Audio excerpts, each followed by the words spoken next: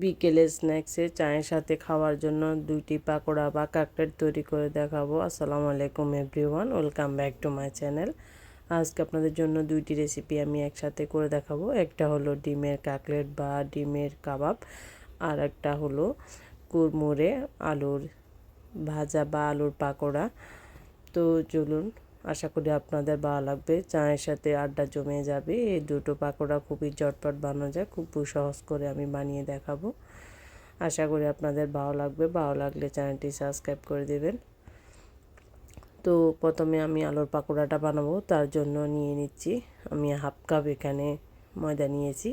আপনারা চাইলে আটাটাও দিয়ে করতে পারবেন। দিয়ে দিচ্ছি হাফ কাপ শুকনো চাউলের গুঁড়া, এটা দিলে ক্রিসপি হয়, না হলে আপনারা কর্নফ্লাওয়ার ইউজ করতে পারবেন। দিয়ে দিচ্ছি 1 চা চামচ রসুন বাটা, আর দিয়ে দিচ্ছি 1 চা চামচ মরিচ গুঁড়া, আর দিয়ে দিচ্ছি হাফ চা চামচ লবণ, আর একটা প্যাকেটের ম্যাজিক মশলা দিয়েছি, এটা দিলে অনেকটা স্বাদ বাড়ানো যায়।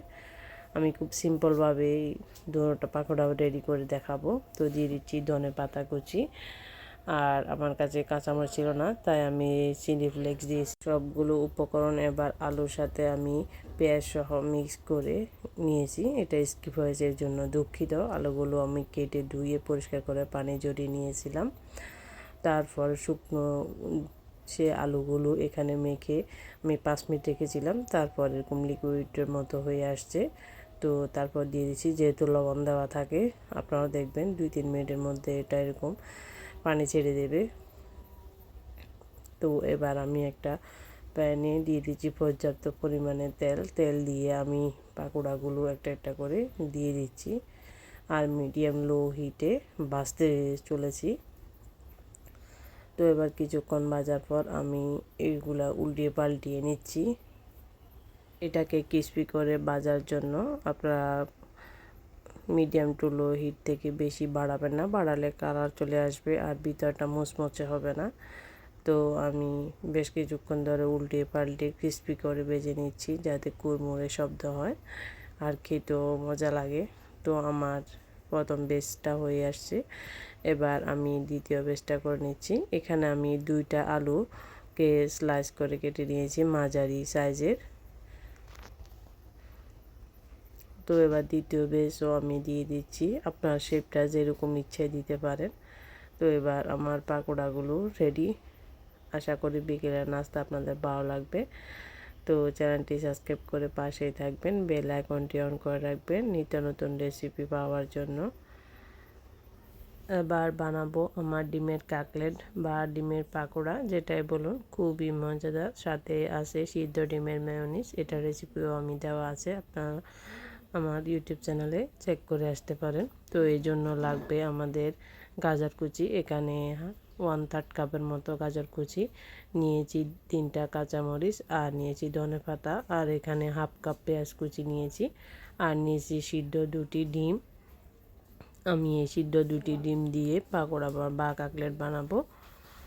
তো এগুলাকে প্রথমে আমি কুচি কুচি করে কিউব কিউব করে ছোটো ছোটো করে কেটে নিচ্ছি। যারা বাচ্চাদের ডিম খেতে চায় না, তারা এইভাবে পাকোড়াটা ট্রাই করে বাচ্চাদের খাওয়াতে পারবেন।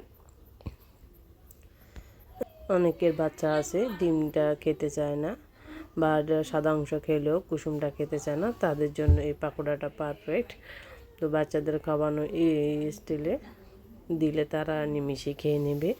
দিয়ে দিচ্ছি আমি বেসন, এখানে আমি বেসন ব্যবহার করেছি 1/3 কাপ, আর দিয়ে দিচ্ছি লবণ স্বাদ মতো, দিয়ে দিচ্ছি হাফ চা চামচ মরিচের গুঁড়া, সামান্য একটু হলুদের গুঁড়া, আর একটা লুডুসের প্যাকেটের যে মশলা থাকে ওইটা দিয়ে দিচ্ছি 1/4 চামচের মতো চিনি, আর সাথে দিয়ে দিচ্ছি 1 চা চামচ লেবুর রস। এটা দিলে যে বেসনের একটা স্মেল আসছে বা ডিমের স্মেল, এটা থাকবে না।